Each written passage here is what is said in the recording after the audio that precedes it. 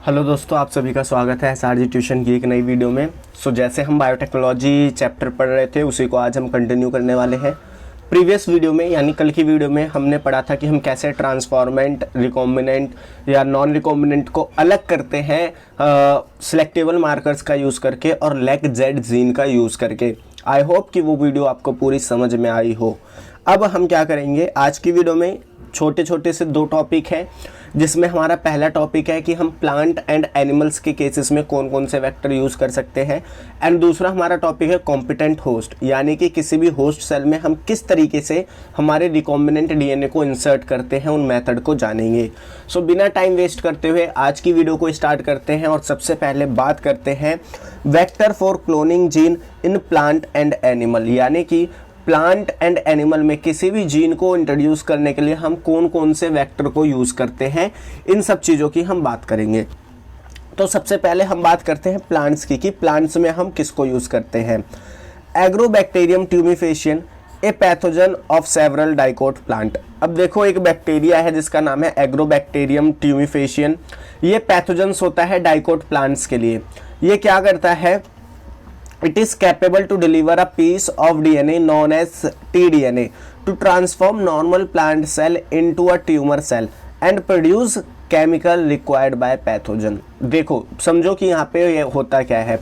ये जो agrobacterium tumefaciens है ये पैथोजेनिक होता है डाइकोट प्लांट्स के लिए। अब ये करता क्या है, एग्रोबैक्टीरियम ट्यूमिफेशियन अपने एक डीएनए के पीस को, जिसको हम टीडीएनए कह रहे हैं, टीडीएनए क्यों कह रहे हैं, क्योंकि ये ट्यूमर इंड्यूस करेगा, ठीक है, तो इसीलिए इस डीएनए को हम क्या बोल रहे हैं, टीडीएनए बोल रहे हैं। तो जो एग्रोबैक्टीरियम ट्यूमिफेशियन होता है ये अपने एक पीस ऑफ डीएनए, जिसको हमने टीडीएनए कहा, उस टीडीएनए को प्लांट सेल्स में इंट्रोड्यूस कर देता है। अब ये प्लांट सेल्स क्या करते हैं, ये जो टीडीएनए होता है ये नॉर्मल प्लांट सेल्स को कन्वर्ट करता है ट्यूमर सेल्स में। ये टीडीएनए क्या करता है, जो भी नॉर्मल प्लांट सेल है उन्हें कन्वर्ट कर देता है ट्यूमर सेल्स में। और ट्यूमर सेल्स जो होते हैं ये केमिकल्स बनाते हैं। ये क्या करते हैं, कई तरीके के केमिकल प्रोड्यूस करते हैं और उन केमिकल को ये जो पैथोजन है अपनी ग्रोथ के लिए यूज़ करता है, क्योंकि इसकी उसको रिक्वायरमेंट होती है।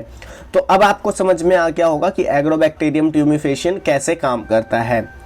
Tumour inducing plasmid of Agrobacterium, tumour inducing plasmid यानी कि टीआई प्लाज्मिड जो है एग्रोबैक्टीरियम का, has now modified into a cloning vector which is no more pathogenic. अब देखो होता क्या है कि जो एग्रोबैक्टीरियम ट्यूमिफेशियन था वो जो अपने पीस ऑफ डीएनए, जिसको हमने टीडीएनए कहा, उस डीएनए को वो जो प्लांट सेल्स के अंदर इंट्रोड्यूस करता था। अब हमने क्या कर दिया कि जो उसका प्लाज्मिड था, जो उसका टीआई प्लाज्मिड था, जिसकी मदद से वो अपने टीडीएनए को इंसर्ट करता था, हमने उस ट्यूमर इंड्यूसिंग प्लाज्मिड में कुछ मॉडिफिकेशन कर दिए। मॉडिफिकेशन क्या कर दिए, जैसे मान लो ये टीआई प्लाज्मिड है, ठीक है, और ये वो हिस्सा है जो ट्यूमर कॉज कर रहा है प्लांट सेल्स में, ये वो हिस्सा है। अब हमने क्या करा, इस टीआई प्लाज्मिड्स में थे ये हिस्सा हटा दिया, ये जो ट्यूमर कॉज कर रहा था इस हिस्से को हटा दिया, और इस हिस्से की जगह जो भी हमारा डिजायर डीएनए है हमने उसको लगा दिया। इसी को हमने कहा कि हमने जो भी हमारा ट्यूमर इंड्यूसिंग प्लाज्मिड था उसको मॉडिफाई कर दिया, जिसकी वजह से ये अब ज़्यादा पैथोजेनिक नहीं है, ये अब ज़्यादा पैथोजेनिक नहीं है। लेकिन इस एग्रोबैक्टीरियम ट्यूमिफेशियन को तो नहीं पता कि हमने इसके प्लाज्मिड को मॉडिफाई कर दिया है, तो ये क्या करता है, अपने उसी मैकेनिज्म को यूज करता है, यानी अपने इसी पीस ऑफ डीएनए को इंसर्ट करता है प्लांट सेल्स के अंदर। बट क्योंकि यहाँ पे हमने ट्यूमर इंड्यूसिंग प्लाज्मिड को हटा के या ट्यूमर टीडीएनए को हटा के अपना डिजायर डीएनए लगा दिया है, तो ये उसी मैकेनिज्म को यूज करके हमारे डिजायर डीएनए को होस्ट सेल में या कह सकते हो प्लांट सेल में इंट्रोड्यूस करा देता है, जिसकी वजह से जो हमारा जीन ऑफ इंटरेस्ट है वो डिलीवर हो जाता है प्लांट में। आई होप ये आपको समझ में आ गया होगा कि प्लांट में हम अब एग्रोबैक्टीरियम ट्यूमिफेशियंस को यूज करते हैं एज अ क्लोनिंग वेक्टर, और इसको हमने इसके मैकेनिज्म की मदद से ही यूज करा। Retrovirus in animal have ability to transform normal cell into cancer cell. मतलब अगर हम अब एनिमल्स की बात करें कि एनिमल्स में हम किसको यूज करते हैं, तो आपने पढ़ा है रेट्रोवायरसेस के बारे में, जो कि फैमिली ऑफ वायरस है, ठीक है।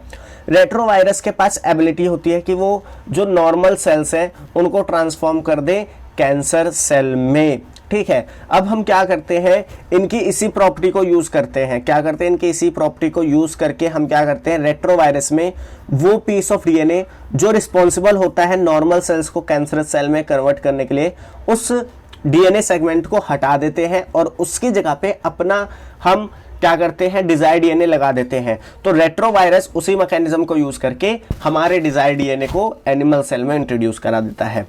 Retrovirus has an disarmed and now used to deliver desired gene into animal cells. Retrovirus को अब डिसआर्म कर दिया गया है, जैसे मैंने बताया कि हमने उसके जो भी कैंसर कॉजिंग डीएनए का सेगमेंट था उसको हटा दिया और उसकी जगह अपना डिजायर्ड डीएनए लगा दिया, जिसकी वजह से जो हमारा डिजायर्ड डीएनए है वो आगे ट्रांसफर हो गया। अब एक छोटा सा टॉपिक आता है जो कि है शटल वेक्टर। ये शटल वेक्टर होती क्या है? शटल वेक्टर हमारे वो वेक्टर्स होते हैं, या कह सकते हो वो प्लाज्मिड हैं, या वो वेक्टर जो रेप्लिकेट करते हैं प्रोकैरियोटिक सेल में भी और यूकैरियोटिक सेल में भी, वो होते हैं हमारे शटल वेक्टर। मतलब शटल वेक्टर हमारे वो वेक्टर हैं जो कि रेप्लिकेट कर सकते हैं प्रोकैरियोटिक सेल्स में भी और यूकैरियोटिक सेल्स में भी। अब इनके पास ऐसी होती क्या चीज़ है जिसकी वजह से ये prokaryotic cell and eukaryotic cell दोनों में ही रेप्लिकेट कर जाते हैं? तो जो शटल वेक्टर होते हैं इनके पास दो तरीके की ओरिजिन ऑफ रेप्लिकेशन होती है। इनके पास दो तरीके की ओरिजिन ऑफ रेप्लिकेशन होती है, एक यूकैरियोटिक सेल के लिए, एक प्रोकैरियोटिक सेल के लिए। जब ये प्रोकैरियोटिक सेल में होते हैं तो ये prokaryotic cell prokaryotic origin of replication से रेप्लिकेट करते हैं, और जब ये यूकैरियोटिक सेल में होते हैं तो यूकैरियोटिक ओरिजिन ऑफ रेप्लिकेशन से रेप्लिकेट करते हैं, ठीक है। इसके कुछ एग्जाम्पल अगर मैं आपको बताऊं तो जो हमारा YEP ईस्ट एपिसोमल प्लाज्मिड जो है वो हमारा शटल वेक्टर है, और जो हमारा TI प्लाज्मिड है, TI प्लाज्मिड को हम शटल वेक्टर क्यों बोल रहे हैं? क्योंकि देखो, एक तो ये एग्रोबैक्टीरियम ट्यूमिफेशियन में भी रेप्लिकेट कर रहा था, और एग्रोबैक्टीरियम ट्यूमिफेशियन क्या है? एक प्रोकैरियोटिक सेल है क्योंकि ये बैक्टीरिया है, और साथ ही साथ ये प्लांट सेल में भी रेप्लिकेट कर रहा था, और प्लांट सेल क्या है हमारा? यूकैरियोटिक है। तो ये एक तरीके से शटल वेक्टर हो गया क्योंकि ये प्रोकैरियोटिक एंड यूकैरियोटिक सेल दोनों में ही रेप्लिकेट कर रहा है। अब हम बात करते हैं कॉम्पिटेंट होस्ट की, यानी उन मेथड की जिनकी मदद से हम अपने डिजायर्ड डीएनए को या जो भी हमने रिकॉम्बिनेंट डीएनए बनाया है उसको हम होस्ट के अंदर इंट्रोड्यूस करेंगे, ठीक है।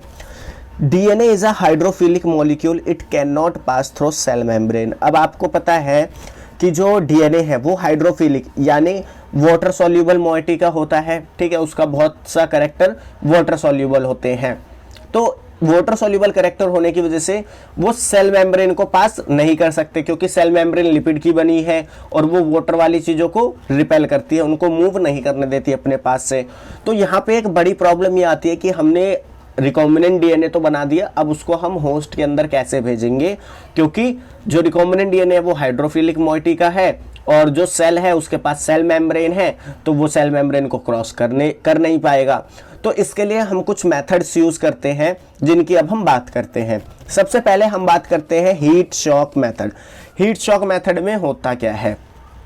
तो सबसे पहले हीट शॉक मेथड में हम करते क्या है, जो डीएनए होता है उसको ट्रीट करते हैं with specific concentration of a divalent cation such as calcium।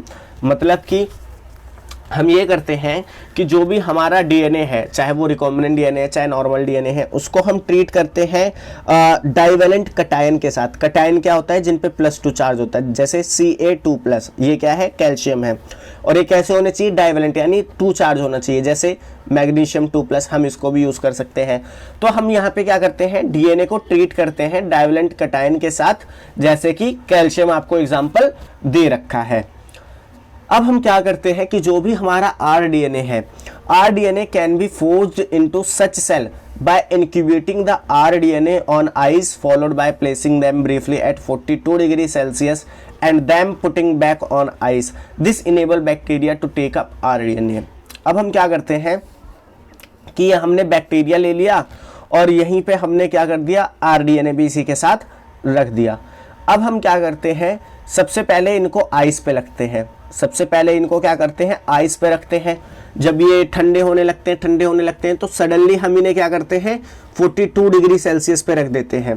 कहाँ रख देते हैं, 42 डिग्री सेल्सियस पे रख देते हैं, जिसकी वजह से टेम्परेचर काफ़ी ज़्यादा हो जाता है। फिर हम दोबारा क्या करते हैं, इनको आइस पे ले आते हैं, फिर हम दोबारा क्या करते हैं, इनको आइस पे ले आते हैं, और फिर दोबारा ऐसे ही करते हैं हम, ऐसे जब तक जो बैक्टीरियल डीएनए है वो हमारे जो बैक्टीरियल सेल है वो जब तक रिकॉम्बिनेंट डीएनए को एक्सेप्ट ना कर ले, हम यही चीज करते रहते हैं कि उसको आइस से हीट पे ले गए, हीट से आइस पे ले गए, आइस से हीट पे ले गए।